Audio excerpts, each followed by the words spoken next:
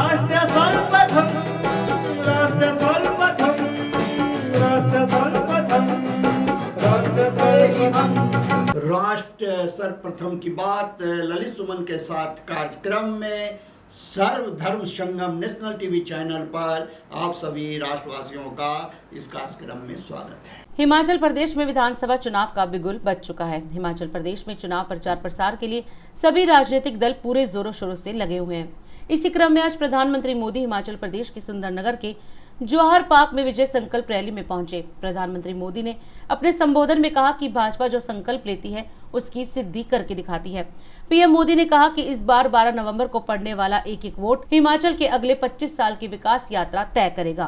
साथियों, कांग्रेस कैसे काम करती है इसका मैं आपको एक उदाहरण देता हूं। 50 साल से ज्यादा हो गए जब कांग्रेस ने गरीबी हटाओ की बात कही थी। जब भी आओ गरीबी हटा के नारे लगाओ, गरीबी हटाओ नारे लगाओ, वादा करना और लोग भी मानते थे हाँ यार गरीबी जाएगी। चुनाव होते गए, गरीबी हटाओ का नारा देकर कांग्रेस सरकार बनाती गई, लेकिन देश से गरीबी नहीं हटी। झूठे वायदे करना, झूठी गारंटी देना, ये कांग्रेस की पुरानी तरकीब रही है। आपको याद होगा किसानों को कर्ज माफी के नाम पर कांग्रेस किस तरह झूठ बोलती रही। इसका गवाह भी पूरा देश रहा है।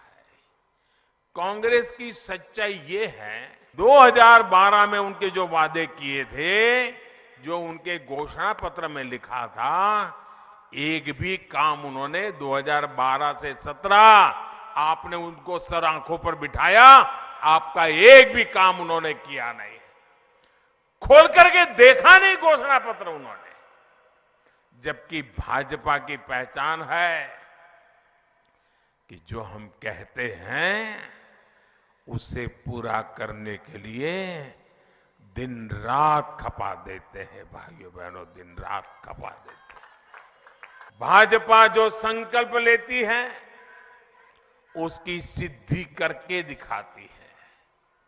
भाजपा ने जम्मू कश्मीर से आर्टिकल 370 हटाने का संकल्प लिया। बार 12 नवंबर को जो वोट पड़ेंगे वो वोट सिर्फ आने वाले 5 वर्ष के लिए नहीं है।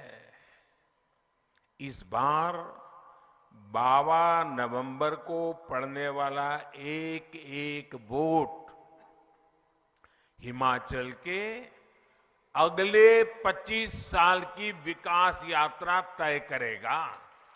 भाजपा के राष्ट्रीय अध्यक्ष जेपी नड्डा ने आज बिलासपुर के राजपुरा में चुनावी जनसभा को संबोधित करते हुए कांग्रेस पर जमकर निशाना साधा।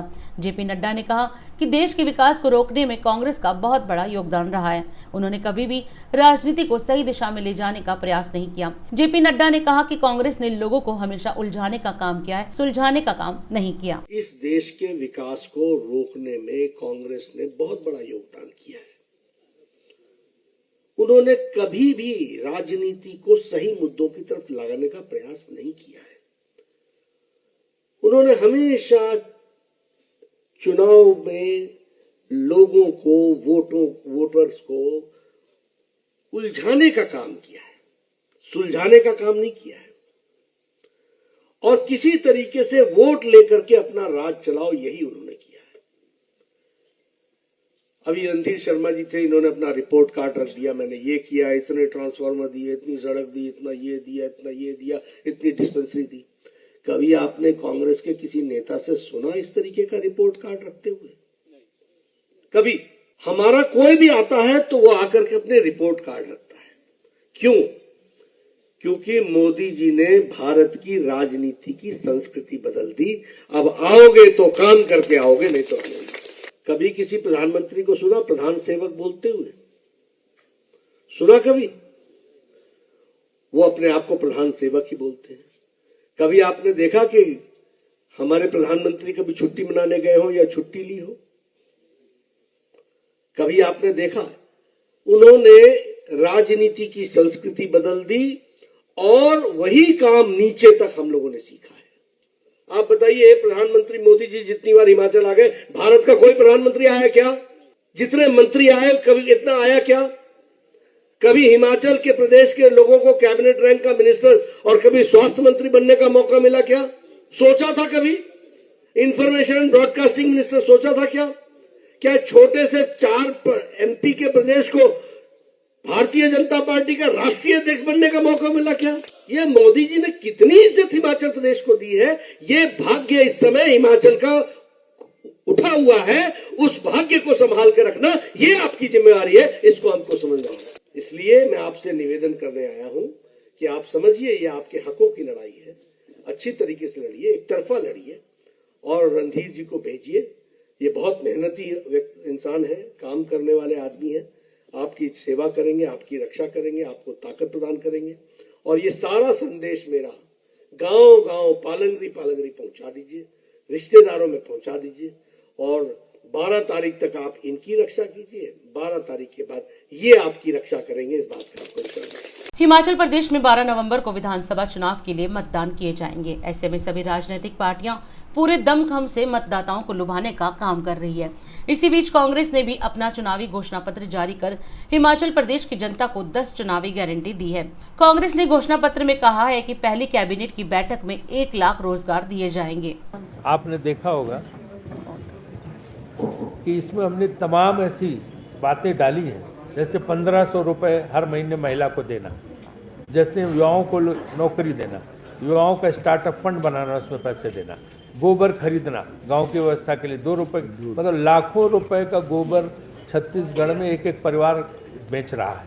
हमने दूध खरीदने का स्कीम, तो उससे पैसा लोगों के पास आएगा और उस पैसे से वो महंगाई जो है, जो महंगाई ये केंद्र सरकार बढ़ा रही है, उस महंगाई से वो मुकाबला कर सकेंगे। उनको आर्थिक रूप से चाहे शहर हो और चाहे गांव हो, उनको हम शक्तिशाली बनाएंगे, नौकरियां देंगे, रोजगार के अवसर पैदा करेंगे और इसके अलावा ग्रामीण अर्थव्यवस्था को इसके जरिए मजबूत करेंगे। बागवान अपनी जब फसल की कीमत खुद तय करेंगे तो उनको मुनाफा होगा, किसान अपनी फसल की कीमत खुद तय करेगा, सब्जी उगाने वाले अपनी खुद तय करेंगे। तो ग्रामीण और शहर दोनों जगह जब लोगों को ज़्यादा पैसा मिलेगा तो महंगाई का मुकाबला वो कर पाएंगे। हिमाचल प्रदेश में तकरीबन 1,65,000 पेंशन भोगी हैं और उनकी कई मांगों पर पिछले 5 वर्षों में विचार नहीं किया गया। कांग्रेस सरकार एक उच्च स्तरीय कमेटी का गठन कर उनकी मांगों पर विचार करेगी और कमेटी की सिफारिशों को प्राथमिकता से लागू किया जाएगा। एक भर्ती विधान तैयार किया जाएगा जिसमें किसी नौकरी के लिए विज्ञापन जारी होने के 6 महीनों के भीतर नियुक्तियां देना अनिवार्य हो जाएगा। ये नहीं कि आप लटका के रखे रहें, 6 महीने के अंदर आपको नौकरी देनी पड़ेगी अगर आपने विज्ञापन जारी कर दिया। प्रदेश के निजी उद्योगों में 80% हिमाचल के युवाओं को रोजगार उपलब्ध करवाने की नीति को प्रभावी रूप से लागू किया जाएगा। राशन डिपो धारकों का मासिक मानदेय बढ़ाकर 20,000 रुपये किया जाएगा और जो खनन माफिया भाजपा सरकार में चल रहा है, इस खनन माफिया को खत्म करने के लिए पूरी तरह से कड़े कदम उठाए जाएंगे। अवैध खनन में शामिल किसी भी व्यक्ति पर कड़ी धाराओं के तहत मामला दर्ज किया जाएगा और लाइसेंस रद्द कर दिया जाएगा। सरकार के गठन के तुरंत बाद मंत्रिमंडल की पहली बैठक में OPS लागू किया जाएगा, पुरानी पेंशन व्यवस्था, और ये हमने राजस्थान छत्तीसगढ़ में लागू कर दिया है। उसके वीडियो भी आप लोग देखना चाहें जिन जिन लोगों के खातों में पहुंच गया है राजस्थान और वहाँ पे, क्योंकि भाजपा बड़ी घबराई हुई है, कुछ झूठी घोषणाएं कर सकते हैं, लागू वागू तो कहीं करेंगे नहीं, ना उन्होंने किया है, लेकिन वो झूठी घोषणाएं कर सकते हैं। तो उसकी काट के लिए हमने पहले से हमारे सारे वीडियो आ गए। हमारा जो है कि एक तरफ हम जनता को राहत देंगे, दूसरी तरफ रेवेन्यू जनरेट करने के लिए भी हमने सारे प्रावधान किए हुए, तो कोई किसी किस्म का जो फाइनेंशियल इम्बैलेंस है, आर्थिक असंतुलन, वो पैदा नहीं होगा। शनिवार को गोरखपुर स्थित BRD मेडिकल कॉलेज के स्वर्ण जयंती समारोह में उत्तर प्रदेश के मुख्यमंत्री योगी आदित्यनाथ बतौर मुख्य अतिथि शामिल हुए। यहाँ CM योगी ने कहा कि जन स्वास्थ्य की रक्षा सरकार की प्राथमिकता है और इसके लिए वह बेहतरीन हेल्थ इंफ्रास्ट्रक्चर दे रही है। बीमारी का सिर्फ इलाज ही महत्वपूर्ण नहीं है, बल्कि हमें बीमारी के मूल कारणों का भी पता लगाना होगा ताकि उसे पनपने से ही रोका जा सके। आप सभी उपस्थित चिकित्सकों का, BRD मेडिकल कॉलेज के फैकल्टी मेंबर्स का, यहाँ के वर्तमान के सभी चिकित्सकों का, छात्र छात्राओं का स्वर्ण जयंती समारोह के अवसर पर मैं आप सबको हृदय से बधाई देते हुए बीआरडी मेडिकल कॉलेज चिकित्सा शिक्षा और स्वास्थ्य की बेहतरीन सुविधा पूर्वी उत्तर प्रदेश के लोगों को इसी प्रतिबद्धता के साथ आगे बढ़ाती रहे, इस विश्वास के साथ अपनी शुभकामनाएं भी देता हूं। भाइयों बहनों, व्यक्ति हो या संस्था, 50 वर्ष का कार्यकाल उसके जीवन के लिए बहुत मायने रखता है। बीआरडी मेडिकल कॉलेज पूर्वी उत्तर प्रदेश के बेहतरीन स्वास्थ्य केंद्र के रूप में उभरा है और अब एक नई स्वस्थ प्रतिस्पर्धा के लिए बीआरडी मेडिकल कॉलेज को तैयार होना है और इसमें पुरातन और नवीन का बेहतरीन संगम इस स्वर्ण जयंती वर्ष के अवसर पर हम सबको यहां पर देखने को मिलना चाहिए। कोरोना महामारी ने हम सबके सामने ढेर सारे उदाहरण प्रस्तुत किए हैं, समय से लिए गए निर्णय, टीम वर्क, और अगर हम थोड़ी सावधानी रख करके बचाव के उपाय पर ध्यान देने के लिए लोगों को प्रेरित कर सकें तो बड़ी से बड़ी महामारी को भी नियंत्रित किया जा सकता है। और आपके सामने उदाहरण है, हेल्थ इंफ्रास्ट्रक्चर में यूएस और यूरोप भारत से बहुत आगे हैं, लेकिन कोरोना प्रबंधन में भारत का परिणाम इनसे बहुत आगे है, बहुत आगे है। ये आप सबने देखा होगा। मौत के आंकड़ों की काउंट नहीं की जा सकती,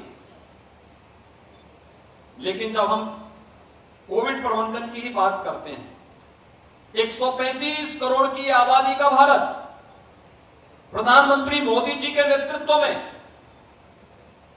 कोविड की आहट के साथ ही अपने आप को तैयार कर चुका था। समय के अनुरूप प्रधानमंत्री जी का मार्गदर्शन, हरेक क्षेत्र से जुड़े हुए विशेषज्ञों के साथ संवाद, शासन को सक्रिय करना, प्रशासनिक मशीनरी को जमीनी धरातल पर उतारने का कार्य करना और इस कार्यक्रम को मजबूती के साथ आगे बढ़ाने का परिणाम किस रूप में हम सबके सामने आया है, ये किसी से छुपा हुआ नहीं और उसका परिणाम भी हम सबके सामने आया। हम लोग भी इस लड़ाई में प्रधानमंत्री जी के मार्गदर्शन में लगातार कार्य करते रहे और लगातार कार्य करते हुए हम लोगों ने इस बात को महसूस किया कि समय से लिए गए निर्णय का परिणाम किस रूप में आगे बढ़ सकता है।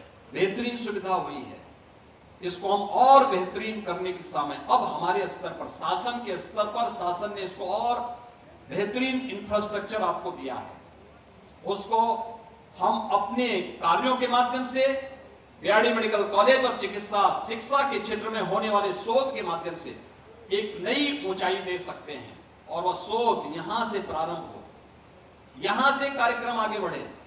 27वें वर्ष में आपकी लोकप्रिय समाचार पत्र इंडिया दर्पण का प्रवेश। आप भेजते रहे अपने क्षेत्र की खबरें।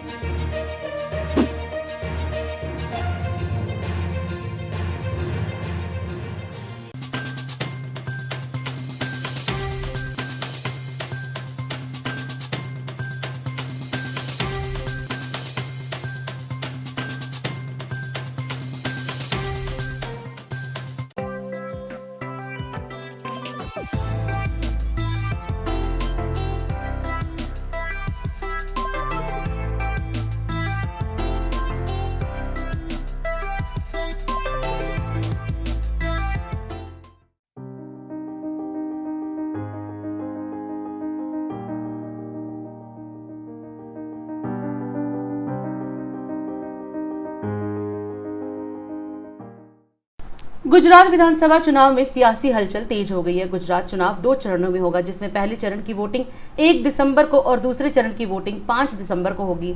गुजरात विधानसभा चुनाव के पहले चरण के लिए आज नामांकन प्रक्रिया शुरू हो चुकी है, जिसके लिए सभी राजनीतिक दलों ने प्रचार अभियान को तेज कर दिया है। इसके साथ ही आम आदमी पार्टी के राष्ट्रीय संयोजक व दिल्ली के मुख्यमंत्री अरविंद केजरीवाल ने आज गुजरात के गांधीधाम में रोड शो किया। उन्होंने कहा कि मैंने दिल्ली में 5 साल में अस्पताल, स्कूल सहित कई विकास कार्य किए, लेकिन भाजपा ने यहाँ पिछले 27 साल में कोई विकास कार्य नहीं किया। दोस्तों, हमें गुजरात में इतना प्यार मिल रहा है, लोगों का इतना प्यार मिल रहा है। आप लोगों ने मुझे अपना भाई माना है, अपने परिवार का हिस्सा माना है। मैं आप लोगों को विश्वास दिलाता हूं, हमारी सरकार बनेगी, आपका भाई बनके आपके परिवार की जिम्मेदारी मैं संभालूंगा। अभी सबसे ज्यादा महंगाई हो गई है, महंगाई से त्रस्त हैं लोग। आपकी महंगाई दूर करूंगा मैं। 1 मार्च से हमारी सरकार बनेगी। 1 मार्च से आपके बिजली के बिल मैं भरूंगा, आपको भरने की जरूरत नहीं है। 1 मार्च के बाद आपके बिजली के बिल 0 आया करेंगे। गुजरात में हमारी सरकार बनेगी। 1 मार्च के बाद आपका भी 0 बिजली का बिल आएगा, 24 घंटे बिजली आएगी। आपके बच्चों के लिए शानदार स्कूल बनवाऊंगा। दिल्ली में मैंने बहुत अच्छे स्कूल बनाए हैं, बहुत अच्छे। आपके बच्चों को भी अच्छा भविष्य दूंगा, आपके बच्चों के लिए अच्छे स्कूल बनवाऊंगा। आपके लिए इलाज के लिए शानदार अस्पताल बनवाएंगे। आपके घर में कोई बीमार हो, भगवान ना करे कोई बीमार हो, लेकिन अगर कोई बीमार हो चिंता मत करना, आपका भाई आपका बेटा है, सारा खर्चा मैं उठाऊंगा। 5 रुपए की दवाई होगी तो भी फ्री, 5 लाख रुपए का ऑपरेशन होगा तो भी फ्री, 10 लाख रुपए लगेंगे तो भी फ्री। आपका सारा खर्चा आपका भाई उठाएगा। आपके बच्चों के लिए रोजगार का इंतजाम करेंगे। मैं आपसे पूछता हूं, आज तक कभी भाजपा ने आके कहा कि आपके बच्चों के लिए स्कूल बनवाएंगे? 27 साल में उन्होंने आपके बच्चों के लिए कोई स्कूल नहीं बनवाए। 27 साल में उन्होंने आपके लिए कोई अस्पताल नहीं बनवाए। मैंने 6 साल के अंदर दिल्ली के अंदर शानदार स्कूल अस्पताल बना दिए। जिस पार्टी ने 27 साल में आपके लिए कुछ नहीं किया, वो अब अगले 5 साल में भी कुछ नहीं करने वाली। सबसे ज्यादा महंगी बिजली आज पूरे देश में गुजरात के अंदर है।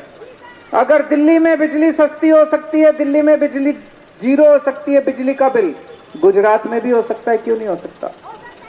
सारा पैसा लूट के खा जाते हैं ये दोनों पार्टी वाले, मिलके काम करते हैं। दोनों पार्टी एक साथ हैं। तो कांग्रेस को वोट देने से कोई फायदा नहीं है। कांग्रेस वाले चुनाव के बाद इनके पास चले जाएंगे। सारे जने मिलके, मैं आपसे क्या मांग रहा हूं? एक मौका मांग रहा हूं। आपने इनको 27 साल दिए, मुझे केवल 5 साल देके देखो। अगर पसंद नहीं आए तो मुझे धक्के मार के बाहर निकाल देना। भारत माता की।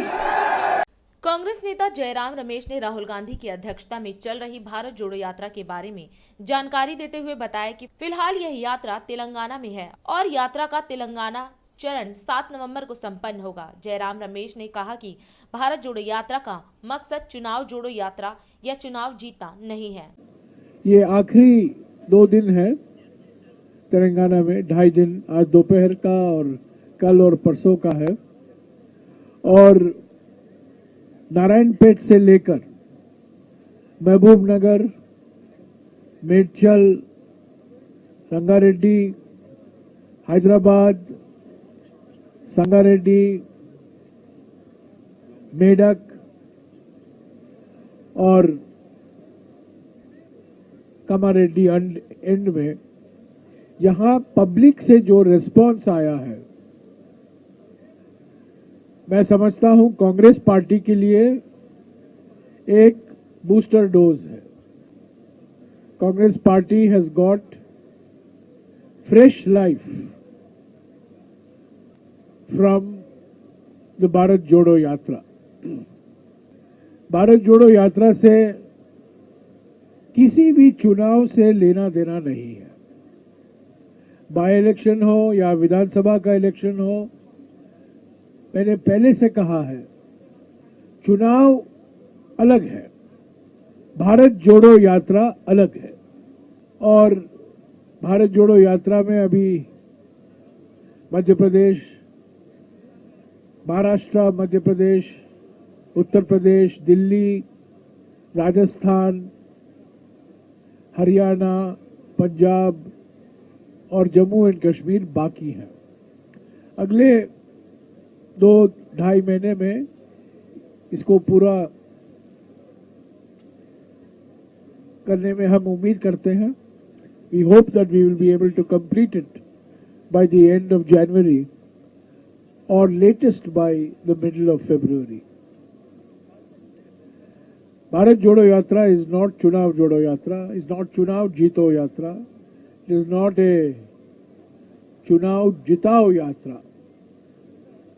But in the long run, that is for 2024, हम जरूर ये उम्मीद करते हैं कि हमारे पार्टी संगठन में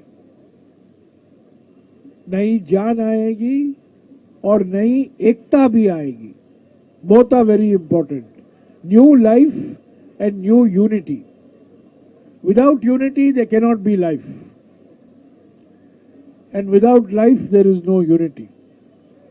So both life and unity are very important in Telangana Congress, and I am 100% sure that the Bharat Jodo Yatra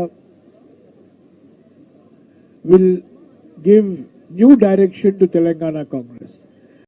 Delhi नगर निगम चुनाव 2022 की तारीख का ऐलान हो चुका है। बता दें कि आगामी 4 दिसंबर को मतदान और 7 दिसंबर को परिणाम घोषित होंगे। चुनाव के ऐलान के बाद भाजपा और दिल्ली सरकार की आम आदमी पार्टी के बीच सियासी जंग तेज हो गई है। आम आदमी पार्टी की प्रवक्ता दुर्गेश पाठक ने एक बार फिर उपराज्यपाल विनय कुमार सक्सेना पर निशाना साधते हुए कहा कि दिल्ली के एलजी को भी किसी एक वार्ड से चुनाव लड़ना चाहिए। अगर वह यह चुनाव जीत गए तो हम मान जाएंगे, लेकिन अगर हार जाते हैं तो उन्हें नैतिक रूप से इस्तीफा दे देना चाहिए। शुरू करें। लोकतंत्र के अंदर चुनाव एक उत्सव की तरह होता है। इस उत्सव में देश की जनता भागीदारी करती है, भागीदार बनती है, वोट देती है और ये निर्णय लेती है कि कौन उनका प्रतिनिधित्व करेगा। सभी पार्टियां अपने उम्मीदवार खड़ा करती हैं, उन उम्मीदवारों को जनता वोट देती है और जो जीतता है वो जनता से जुड़े हुए मुद्दों के ऊपर काम करता है, जनता से जुड़े हुए मुद्दों के ऊपर निर्णय लेता है। तो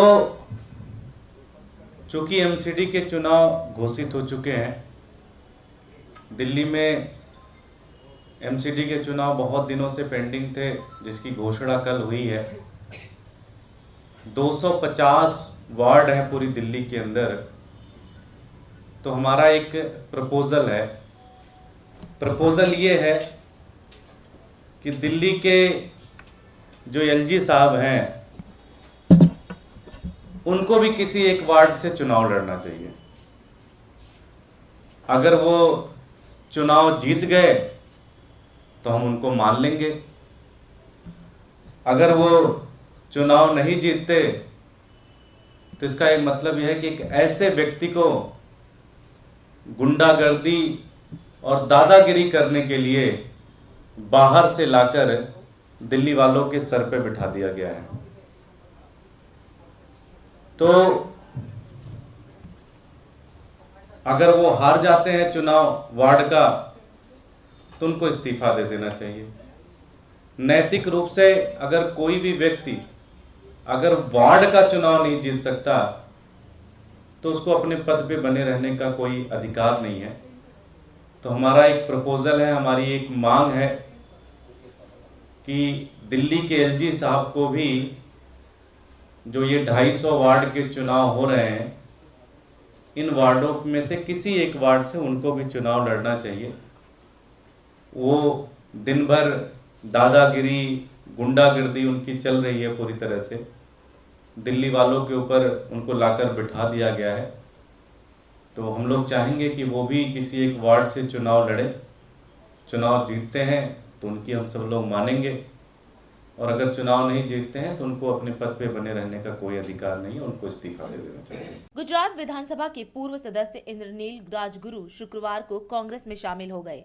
वह आम आदमी पार्टी छोड़कर कांग्रेस में शामिल हुए हैं। आम आदमी पार्टी में जाने से पहले भी वह कांग्रेस में ही थे, तो यह एक तरह से उनकी घर वापसी है। वह आप में राष्ट्रीय संयुक्त सचिव थे। कांग्रेस नेता पवन खेड़ा ने आप पर हमला करते हुए कहा, पंजाब सरकार के हवाई जहाज में जब दोनों मुख्यमंत्री आते हैं तो पैसा लेकर आते हैं, और जब इंद्रनील सवाल उठाते हैं तो कहते हैं कि आपके उम्मीदवार की लिस्ट कमलम यानी बीजेपी के मुख्यालय से आती है। पंजाब सरकार का हवाई जहाज, 2 मुख्यमंत्री उस हवाई जहाज में, गुजरात पहुंचते हैं 1 अक्टूबर जो कि तारीख ये बता रहे हैं, और उसमें थैले भरकर पैसे आते हैं, और जब उनसे पूछा जाता है कि साहब ये कैसे ले आए, तो इशारे से यूं बताते हैं कि ये सब हवाई जहाज से आ गए। ये है सरकारी तंत्र का दुरुपयोग। पैसा कहां से आ रहा है, इतना पैसा क्यों आ रहा है, कैश में आप कहां से लेकर आ रहे हैं, और जो पेड वर्कर की जो परंपरा परसों रघु भाई आपको बता रहे थे, ये पैसा कहां से आ रहा है। आप सोचिए, दिल्ली से जीता यहां का पैसा पंजाब में लगाया, पंजाब से जीता वहां का पैसा गुजरात में लगाया, और इन दोनों राज्यों की हालत देख लीजिए। उसके बाद ये तो एक उदाहरण हुआ, जब इंद्रनील राजगुरु जी बताते हैं कि साहब ये 15 लोग मजबूती से भारतीय जनता पार्टी को हरा सकते हैं और आम आदमी के अपने कार्यकर्ता हैं, तो उनको कहा जाता है कि आप चुप हो जाइए, लिस्ट, कैंडिडेट्स की लिस्ट, आम आदमी पार्टी के कैंडिडेट्स की लिस्ट कमलम से आती है। कमलम है भारतीय जनता पार्टी का राज्य का मुख्यालय। आम आदमी की लिस्ट प्रत्याशियों की कमलम से आ रही है, और फिर जब हम कहते हैं कि साहब आप बी टीम हो, तो आंखें तरेरी जाती हैं। अरविंद केजरीवाल को गुस्सा आ जाता है, अरे मुझे बी टीम मत बोलो, क्या ए टीम बोले आपको, क्या बोले आपको? आपके अपने भीतर से ये बात निकल कर आई है, हम नहीं बोल रहे। इंद्रनील राजगुरु तो वहीं थे, इनकी आंखों के सामने 1 अक्टूबर को हवाई जहाज, सरकारी हवाई जहाज, पंजाब सरकार का हवाई जहाज पैसे लेकर आ रहा है, 2-2 मुख्यमंत्री पैसे लेकर आ रहे हैं।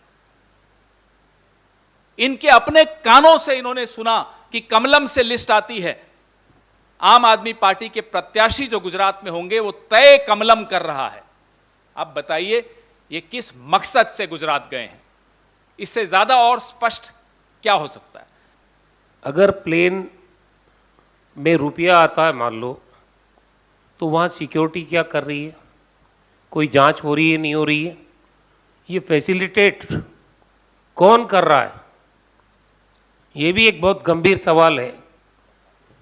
सरकार वहाँ भी बीजेपी की है, सरकार दिल्ली में भी बीजेपी की है, और विमानन मंत्रालय वो भारत सरकार का है।